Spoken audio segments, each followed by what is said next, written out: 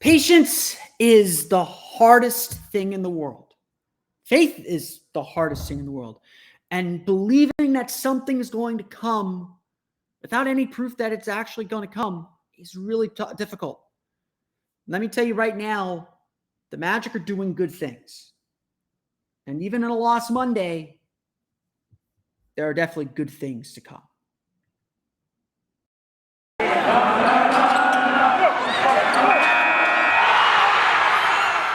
You are Locked On Magic, your daily Orlando Magic podcast, part of the Locked On Podcast Network, your team every day.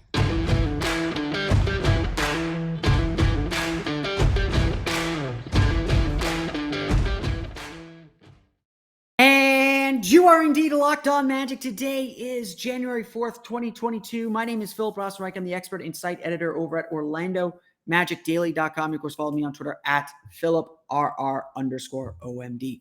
On today's episode of Locked On Magic, we're going to talk about the Orlando Magic's 102-98 loss to the Chicago Bulls, why this game is a really good sign for the team's future, and why nothing really matters until this team gets healthy again. We'll hit on some of those points. Some I've probably already said plenty of times this year, but we'll say it again just in case. We'll get to all that coming up here in just a moment. But before we do that, we want to thank you for making Locked On Magic part of your day every day. Whether we're your first listen of the day, whether you're listening to us on your break, at work, while you work out, on your way home, on your way to the next Magic game, no matter when you listen to us, we truly appreciate you making Locked On Magic part of your day. Remember, we're free and available on all platforms, as well as streaming on YouTube. We didn't hit our goal of 300 subscribers by the beginning of the year, but we're up around 260, 270 now, I think. We're getting there.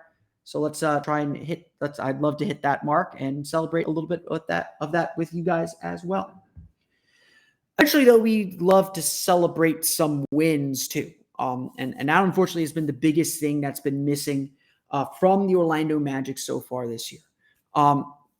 Sunday night, we talked about on yesterday's pod, Sunday night was a really frustrating outing, a really frustrating moment for the team because the win was right there for them. And I sat here in this chair, in your earballs or however you consume your content here. I sat here and said, that loss to the Celtics concerns me because I've seen losses like that. They're really bad losses, but how you respond to those losses says everything about you and your team. This was a moment where, the Magic have had largely good, warm feelings. There's a lot of that kind of faith in the process, faith in what the team's trying to build and belief in, and buy into what they're trying to do. But you need to see the results. And with the result that they want badly within their grasp, and then just falling short in a pretty dramatic and frustrating way. It definitely, to me, felt like a moment where this team could splinter. It was going to be a huge test to see where this team was at, going on the road in a back-to-back, a tough back-to-back, a schedule loss back-to-back. And this very much felt like a schedule loss. When you looked at the schedule before the season began, certainly today it felt like a schedule loss as well. Even the game itself honestly felt a little bit like a schedule loss at the end of the day.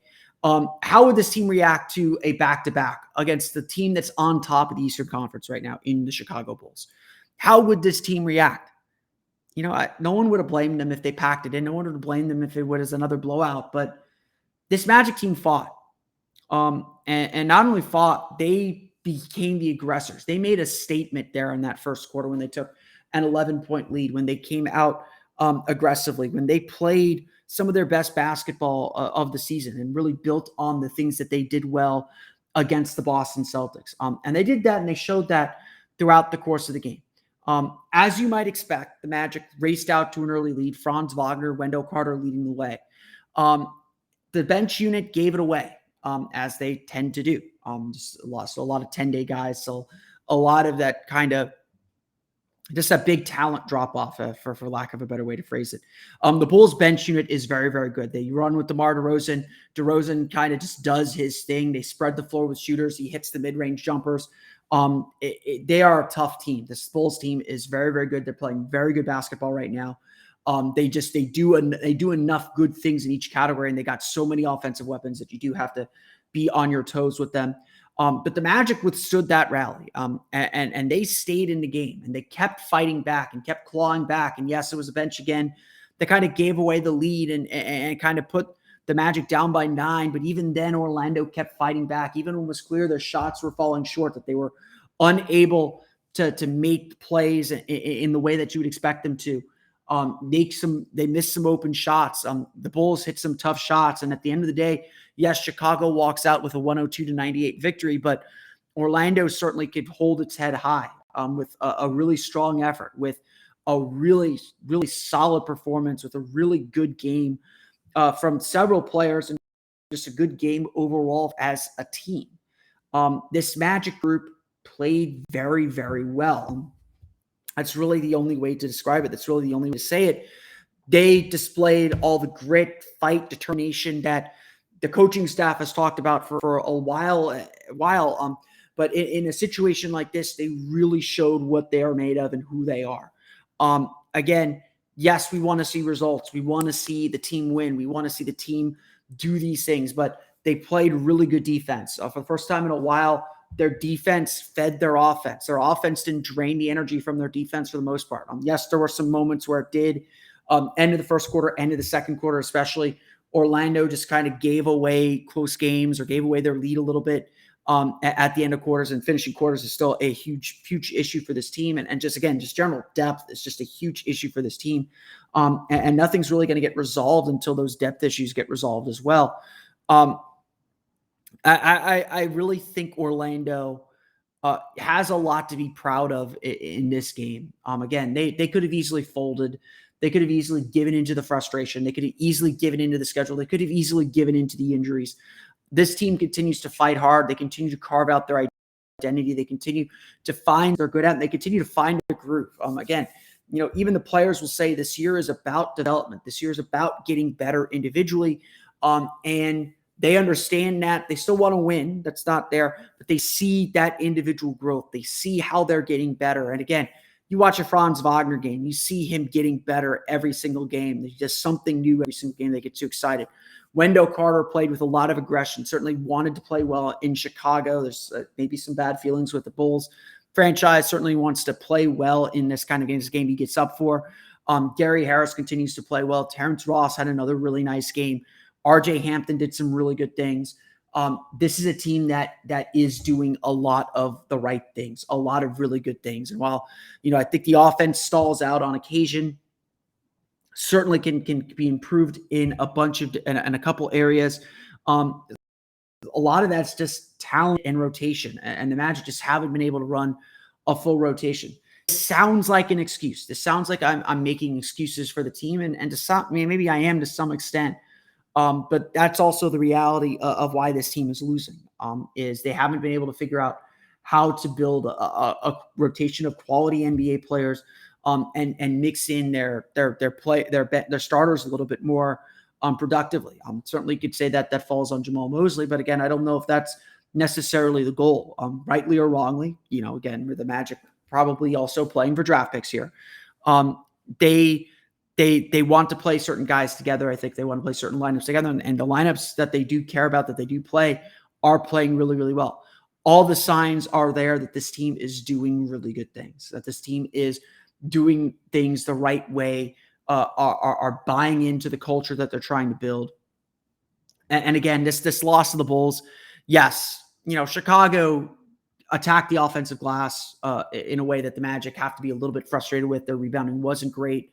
Orlando's offense did stall out. It does have a tendency to fall in love with the three-point shot. Certainly with that bench group, they struggled to finish at the rim. That is still a big issue for this team. And especially against the Chicago team, when you struggle to finish at the rim, they run on you. They run on as much things as they can run on. Turn the ball over, they're running on you. Orlando got caught a few times on that. Again, DeMar DeRozan's just playing at such a high level right now. There's very little anyone can do defensively against him. But again, despite all this, despite Zach LaVine having a great game, having a big scoring game, despite DeMar DeRozan having a big scoring game, Orlando stayed in the fight. Orlando had their chances to win. They had, a couple of real good chances to tie the game late. And Gary Harris missed an open three, and Chicago responded with a three of their own, or they were able to extend that lead back out to a couple possessions, and Orlando was chasing. Orlando's got to find a way to play with the lead. Again, there's a lot of things Orlando has to do to win more consistently, to be a more consistent team, or a team that's more consistently in games right now. But the bottom line, but the fact is, Orlando is in these games a lot more. Even Milwaukee, both games against Milwaukee, they were in those games. The Boston game, they should have won. This game, they were in it at the end. Against New Orleans, they were in it at the end. They are creating chances. They are getting better. And now really the question is, can they get healthy? And can they actually feel the team that we all know they can become? We'll talk more about where those results are coming from and why, those results matter, but are still so far off in a minute. But if you're looking at this final score and you're feeling disappointment, yes, that's good. I think disappointment's still good at this point. I like that Franz Wagner said after the game, we know that the goal this year is individual development, is team development, is growth and getting better. And we're doing that, but we still want to win. And disappointment's a good response to this. You don't want losses to be normalized. You don't want to take moral victories all the time. But under the circumstances, with everything the Magic were facing, with the potential for this team to kind of splinter, this team really showed their resolve. They showed their buy-in. They showed what they believe in. And I, personally, I'm really proud of them and the way that they've approached this season and the way that they continue to fight. We've seen a lot of these rebuilding teams kind of fall off at this point in the season. We're almost midway through the season now. There's a lot of teams that might let frustration take over and lose sight of the growth that they're making and the potential for them to improve. This team is not doing that. And like I'll argue in a minute, the results are going to come. I really do believe the results are going to come. We'll get to that and go through the box score coming up here in just a moment. But first, a quick word from our pal, my copy will load, at TrueBill. Do you know why free trials renew without your consent? It's a business scam out to get you. Don't let the greedy corporations pocket your money, and download TrueBill to take control of your subscriptions today. TrueBill is a new app that helps you identify and stop paying for subscriptions you don't need, want, or simply forgot about. On average, people save up to $720 per year with TrueBill. Because companies make subscriptions hard to cancel, TrueBill makes it incredibly simple. Just link your accounts and TrueBill will cancel your unwanted subscriptions in one tap. And your TrueBill concierge is there when you need them to cancel unwanted subscriptions so you don't have to. TrueBill has more than 2 million users and helped save them more than $100 million. Like Matthew B., who says, in a matter of seconds, I saved $660 for the year on my DirecTV bill, saved $120 for the year on my SiriusXM bill, and saved $840 a year on car insurance.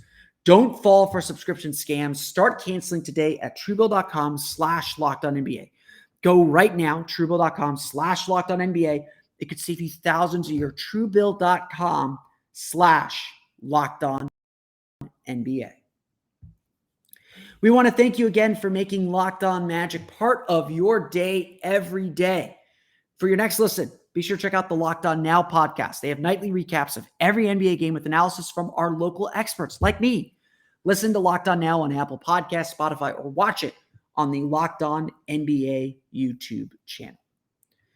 The Orlando Magic fall to the Chicago Bulls 102-98 at the United Center. Let's go through that final box score for you real fast. Franz Wagner leads the team in scoring once again with 22 points, 8 for 13 shooting, 1 for 2 from beyond the arc, perfect 5 for 5 from the foul line. Honestly, what isn't Franz Wagner doing at this point? Again, yes, maybe you want to see the field goal attempts up. Maybe you want to see him shoot a little bit more. Maybe you want to see him try and create a little bit more off the dribble and be a guy that's taking 15, 16, 17, maybe even 18 shots per game. I think all of that's fair at this point. Why not? Why not give him those opportunities? Why not feature him in that way? He has really, honestly, I think some of that is he just doesn't want to do that. That's just not his game. He's going to be efficient because he's going to make the right play. He started the game off hot. He had seven of those points in that first quarter, like really in the first few minutes of the game. did a great job setting up Wendell Carter. He's gotten really good chemistry playing alongside him, just making plays off the dribble, making smart plays, making smart reads.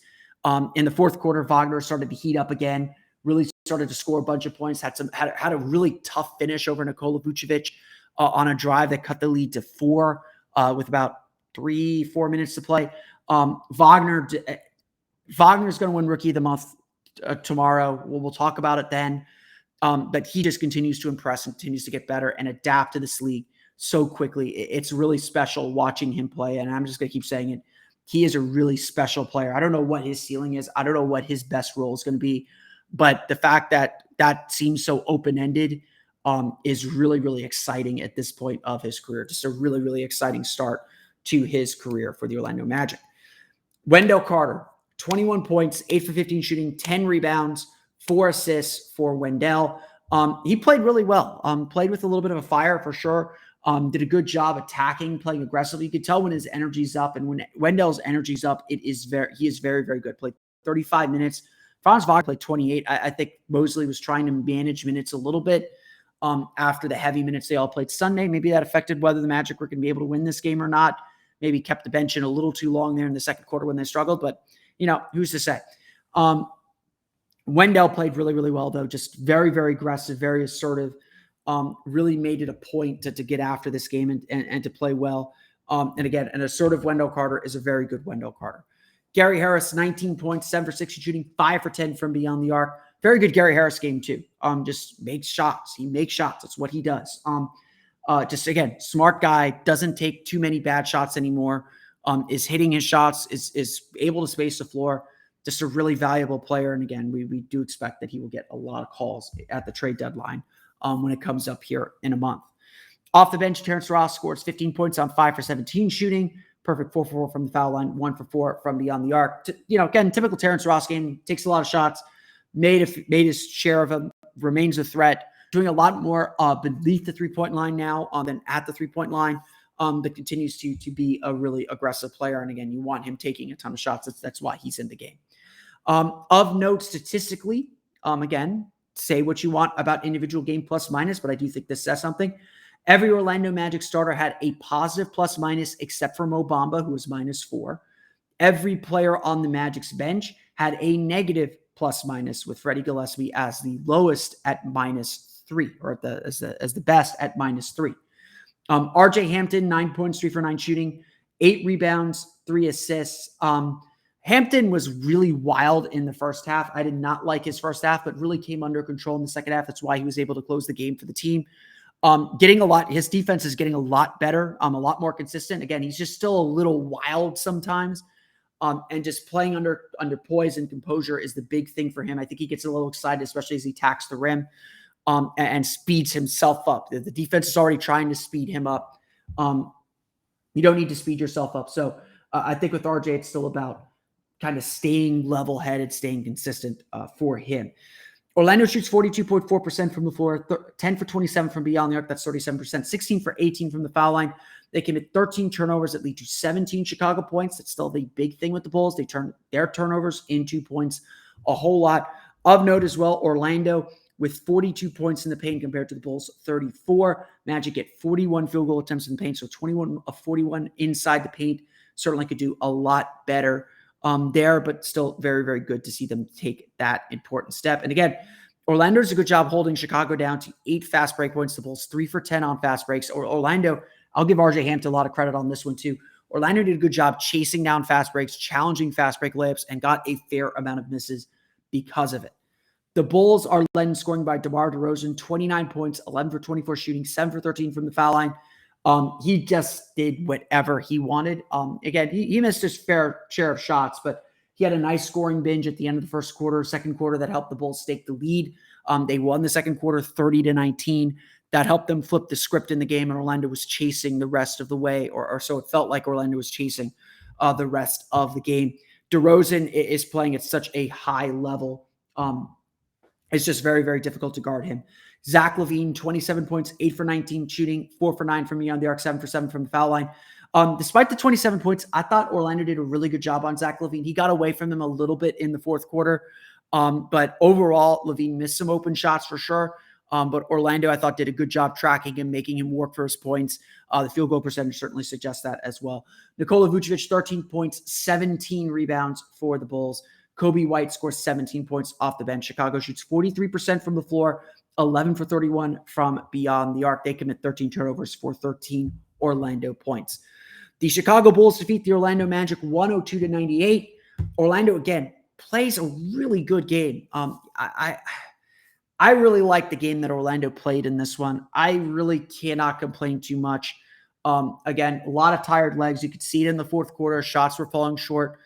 Criticized Jamal Mosley a little bit, maybe for expanding the rotation a little bit too much to protect from the back-to-back.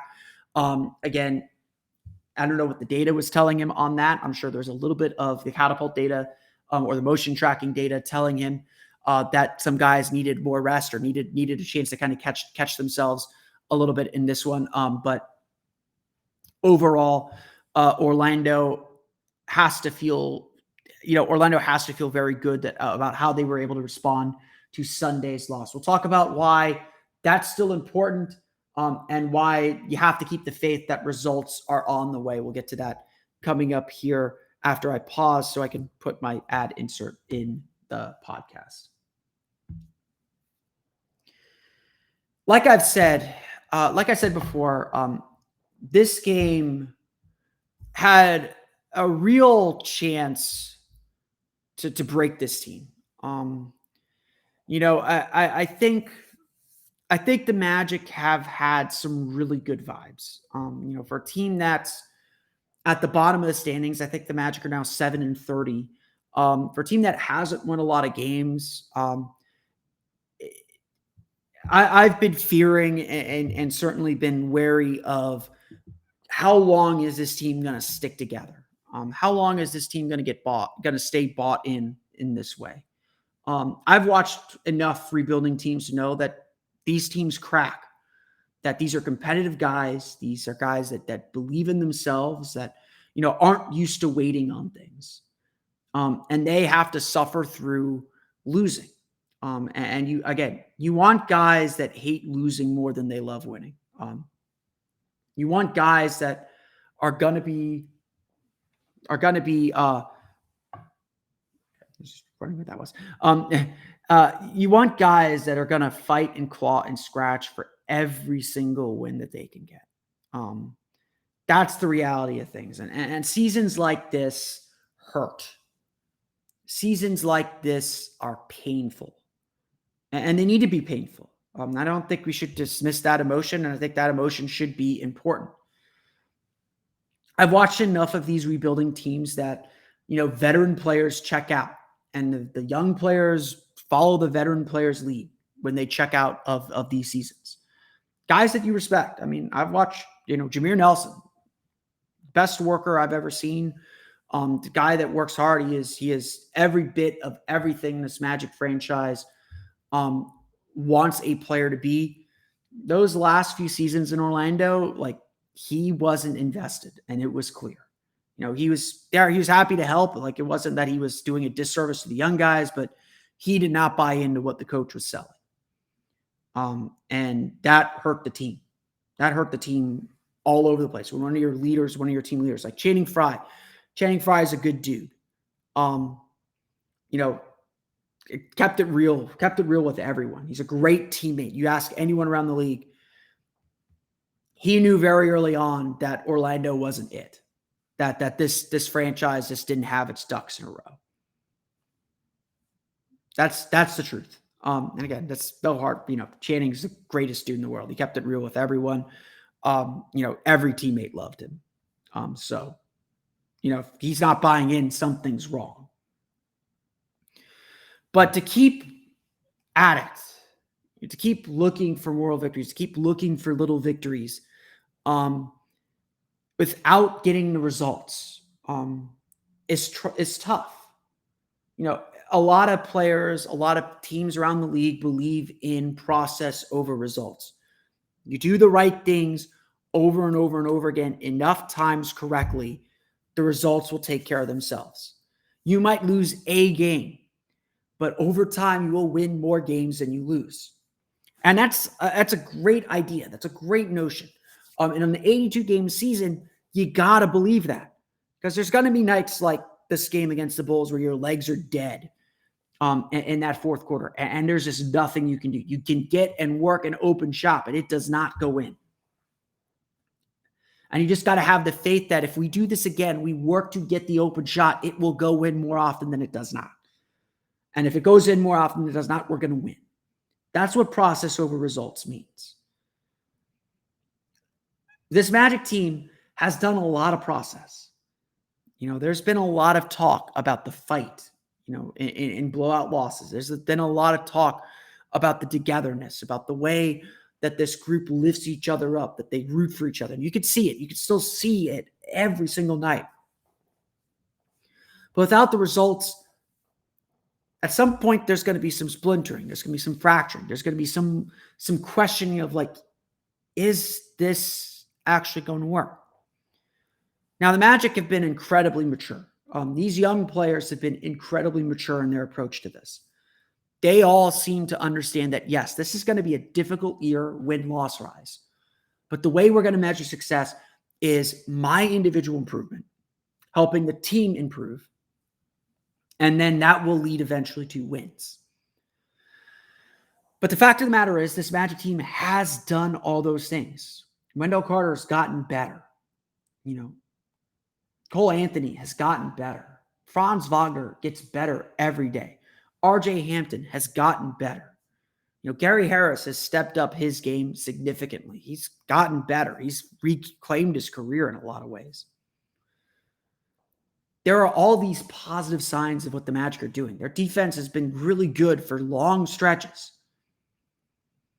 And it's still not enough. The fact of the matter is, the Magic hopefully the Magic understand they are doing the right things. They are on the right track. And despite the Magic now having the worst record in the league, they played more games than Detroit.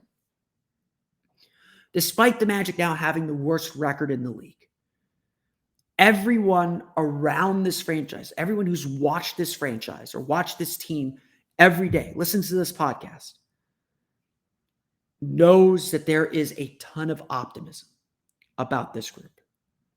We see how special Franz is. We see how good Wendell is. We see how good Cole's been. We see how good these players can be. And even though the results aren't there, we all can say pretty clearly that something is moving in the right direction. That for the first year of a rebuild, the Magic seem to be doing things the right way. The results will come. Cole Anthony will return from injury. Markelle Fultz, Jalen Suggs will return from injury. Jonathan Isaac will return from injury. And that will give the Magic the depth they need to finally compete. To get rid of those 4 to 5 minute stretches where they are just dead in the water, both offensively and defensively, where they give up an 11-point lead and make it a 5-point deficit. Those 16-point swings, those are killer. And right now, there's very little the Magic can do to prevent them. And until they can prevent them, results are going to be hard to come by. Until then, Orlando's going to have to be satisfied with pointing to individual growth and pointing to growth in these moments where they make these big runs, where they compete hard, but fall a little bit short, a few minutes short. And it's literally time. It's not score. It's not points. It's time. This team needs depth. They need these injured players back to compete, to have a chance. That's the truth of the matter. That's the fact here. It's hard to believe this Magic team can do very much until these guys are back and healthy. Until they provide the depth for the Magic to compete for a full 48 minutes instead of 43 or 42. It's not new this season. I've made this observation before. But that's when the results are going to come. And if I sit here and say, if you've heard me say I think the Magic will win games late, it's because of this. It's because they are doing so many good things and they just don't have the team to give them the results yet. But if they stick with the process, if they stick with what they're doing, if they stay bought in to what Coach Jamal Mosley is preaching, because a lot of it is good. A lot of it is working. Maybe not as consistently as we'd like, but there's some good principles and concepts there. If they do that, the results are going to follow. And frankly, even though they lost Monday, with everything they had to face, the fact that they still fought, they still gave themselves a chance to win this stuff, they still played really well, that tells me the results are going to come much sooner than later. And to me, frankly, that's what makes this so exciting. It really does feel like once the Magic are healthy, maybe that is too big of an if, but once the Magic are healthy, they're really going to surprise a lot of people with the talent that they have. I want to thank you all again for listening to today's episode of Locked On Magic. Of course, find us on Twitter at Locked On Magic. Subscribe to the podcast on Apple Podcasts, Stitcher, TuneIn, Himalaya, Google Play, Spotify, Odyssey, and all the places on the podcast to your podcast-enabled listening device. You can find me on Twitter at PhilipR_Amin. Of course, for the latest on the Orlando Magic, be sure to check out OrlandoMagicDaily.com. You can follow us there on Twitter at OMagicDaily. Now that you're done listening to us, we thank you for making us part of your day every day. Go make Locked On Bets your next listen. They're your daily one-stop shop for all your gambling needs. Locked On Bets, hosted by your boy Q with expert analysis and insight from Lee Sterling. It's free and available on all platforms. We want to thank you again for listening to today's episode of Locked On Magic for Orlando Magic Daily and Locked On Magic. This has been Philip Rossman-Reich. We'll see you all again next time for another episode of Locked On Magic.